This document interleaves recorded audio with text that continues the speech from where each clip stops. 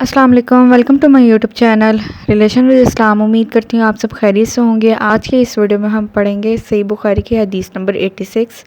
اعوذ باللہ من الشیطان الرجیم، بسم اللہ الرحمن الرحیم۔ میں عائشہ رضی اللہ عنہا کے پاس آئی، وہ نماز پڑھ رہی تھی۔ میں نے کہا کہ لوگوں کا کیا حال ہے؟ تو انہوں نے آسمان کی طرف اشارہ کیا، یعنی سورج کو گرہن لگا ہے۔ اتنے میں لوگ نماز کے لیے کھڑے ہو گئے۔ عائشہ رضی اللہ عنہا نے کہا، اللہ پاک ہے۔ میں نے کہا، کوئی نشانی ہے؟ تو انہوں نے سر سے اشارہ کیا، یعنی ہاں۔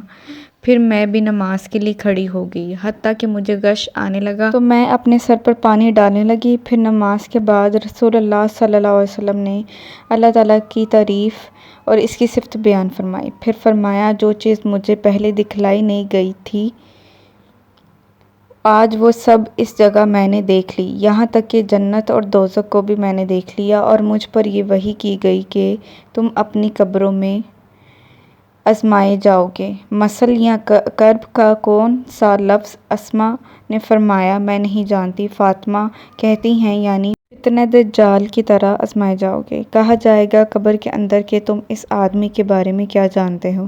تو جو صاحب ایمان یا صاحب یقین ہوگا۔ کون سا لفظ؟ فرمایا اسما رضی اللہ عنہا نے، مجھے یاد نہیں۔ وہ کہے گا، وہ محمد اللہ کے رسول صلی اللہ علیہ وسلم ہیں، جو ہمارے پاس اللہ کی ہدایت اور دلیلیں لے کر آئے، تو ہم نے ان کو قبول کر لیا اور ان کی پیروی کی۔ محمد صلی اللہ علیہ وسلم ہیں۔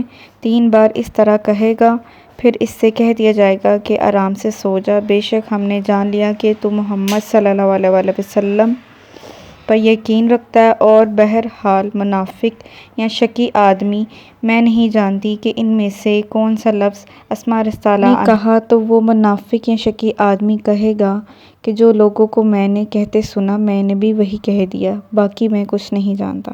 ویڈیو دیکھنے کا بہت شکریہ۔ ویڈیو کو لائک، شیئر اور کامنٹ ضرور کریں، اور ڈیلی احادیث کے لیے میرے چینل کو سبسکرائب کریں۔ Thank you.